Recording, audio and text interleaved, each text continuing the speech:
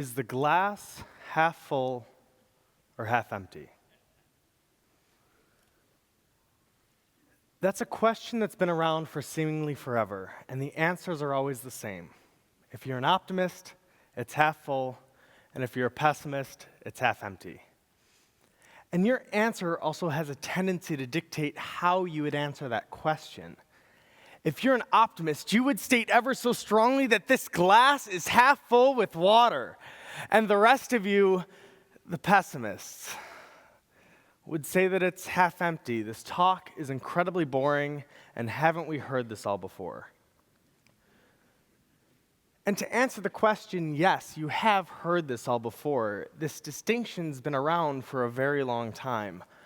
But what if I told you that I think we've got it all wrong?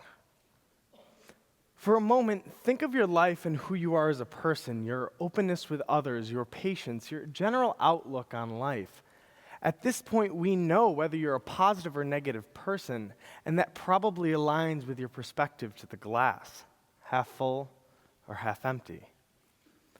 But what I want you to do is close your eyes and envision your life depicted as a glass. Think about what that glass looks like, its shape, its details. Is it tall or is it short? Is it wide or narrow? What's its color, its material? Think about the liquid within the glass as well. How full is it? The taller or wider your glass is, the better your ability to take on new responsibilities without your stress levels changing all that much. If your glass is clear, you're very open about what you're feeling, and if it's colored over, you have a tendency to hide your true emotions and stresses from those around you.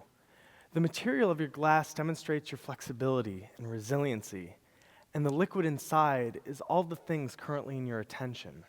How full is your glass? Now open your eyes. If I went around and asked every one of you that question, I'd probably get a different, unique answer as to what your glass looks like. Maybe it's crystal clear, or maybe it's covered in beautiful colors. Maybe it's a delicate wine glass, or maybe it's a paper coffee cup. Everyone's glass is different, and my glass is different from both of those. This is that glass. The first thing to recognize is its size. It's wide because I'm very much a person that can take on those responsibilities and handle the stress that comes along with it. However, it is short because despite my ability to handle stress, there does come a time where I can be overwhelmed if I fall behind in my responsibilities. The glass is also clear because I'm very much a person to wear their heart on their sleeve, and anyone that knows me knows that I don't really hesitate to express how I'm feeling about something. And lastly, it's made of glass. Because if given enough of a beating, I know that I would probably crack a bit under the pressure. And with enough force, just like most of you out there, I would eventually reach my breaking point. But the important thing to realize is that just because your glass is what it is now, it's always changing as you go throughout your life. Maybe it used to be clear, but now it's been painted over. Maybe you've scraped the paint away, or maybe you've even switched out your glass for another altogether. Everything that happens in our lives make us who we are, the things we've done, the people we've met, the memories we've made. And the things in our life and what's in our attention is symbolized by what's in the glass. But we can only focus on so much before we start to get overwhelmed.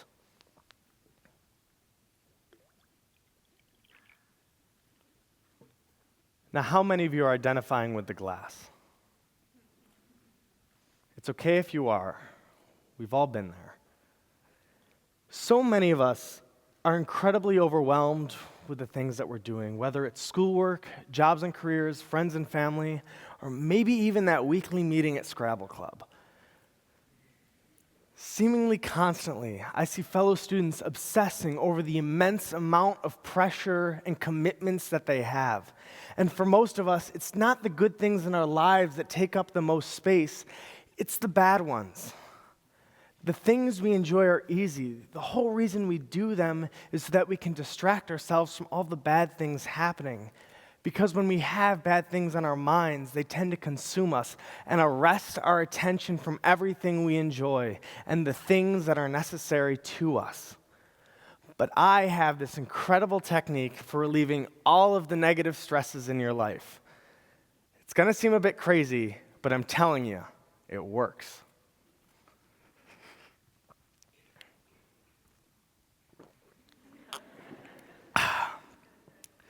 The key to stress relief is ensuring that you stay hydrated by drinking 8 cups of water every day.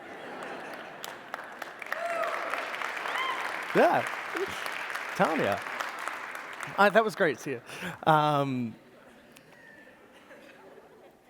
Hydration's obviously a good thing, but that's besides the point. What I'm alluding to here is that the way to eliminate the negative stress in your life is to consume what's in your glass and create space within it. That space represents the place for opportunity, the chance to accomplish things you've always dreamed of, the chance to meet new people, make lifelong friendships, find love. But without that space, we can't pursue those things. The energy put into grudges and remembering the bad is exhausting and will only take away from all of the beautiful, wondrous things going on around you all the time. But once our glass is full, we're stuck with whatever we have unless we create that space within it. But I do want to make an important distinction here. You don't want to pour out the bad things in your life and forget they ever existed. You need to drink from your glass in order to make the bad a part of you, to move on and forgive. Many of you will want to forget the bad things in your life, but that's not going to do you any favors. The bad things in our lives make us who we are, and we should always be true to ourselves. And beyond the individual you are, if you forget your mistakes, you can never learn from them and become a better person because of that. You should strive to witness the good things in the world, meet incredible people, and ultimately make yourself a better person. But you can only do that if you clear your glass of the things you don't need anymore. There are so many people you will meet and memories you'll obtain throughout your life. Some will be your best friends and most precious moments. Others will be the people that bullied you in middle school, or the time you realized you failed at something you had a passion for. Everything we endure has an effect on us, and everything takes up space in our glass. And with that said, would you rather have your life be filled with the good and only the good? Or would you rather to continue to occupy yourself with things that only hurt you more as they linger in your attention? Keep your glass free of the negative, and you'll enjoy the great things in life that much more. But I know that's easier said than done. When you have bad things on your mind, they can be impossible to get out of your head, especially those life-defining moments that change us for better or for worse. And I'm sure that every single one of you have had experiences like that. And I'm sure that there are many of you out there that have been through things that would make the rest of us feel like we've had it easy in comparison. Everyone's glass is different. But this difference is what makes the world an exciting place. Embrace it in both yourself and those around you. Revel in the things that you and your friends have been through. Help each other to learn and move on. Strive to forgive each other and those around you of things that have wronged you, because honestly, those people might not even realize what they did or didn't do. Go throughout your life trying to clear your glass of the bad, and strive to live your life half empty, because I believe that you're going to be better for it. And with that said, I know a glass half empty has been a metaphor for negativity for a very long time. And I'm sure that there are many of you out there that still align with that correlation. However, I'd like you to consider a different perspective and start thinking of optimism as always having room for the good things in the world. Because unlike a glass half full, a glass half empty leaves an ever-increasing capacity for hope. Thank you.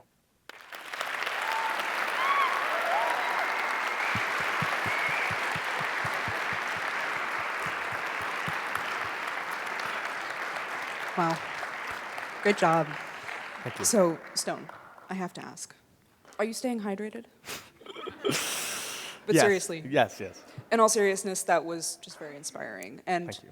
what inspired you to be the student speaker?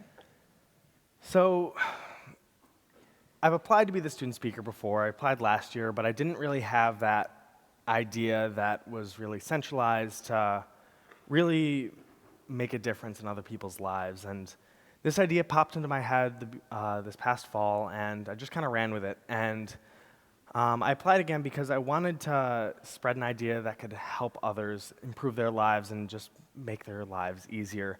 And college students, as you and I both know, it can be having that amount of responsibility and workload can be very stressful and can take away from all the things going on around you. And I just wanted to be able to spread that idea. Well, thank you for doing so. Absolutely. Yeah.